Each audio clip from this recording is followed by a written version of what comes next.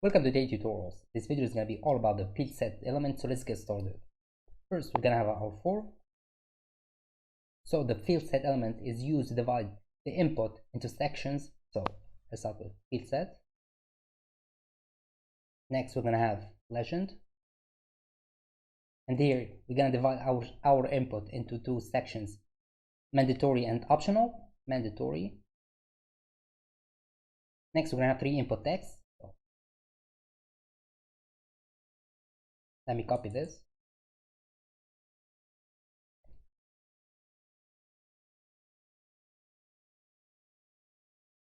Now let's copy all of this.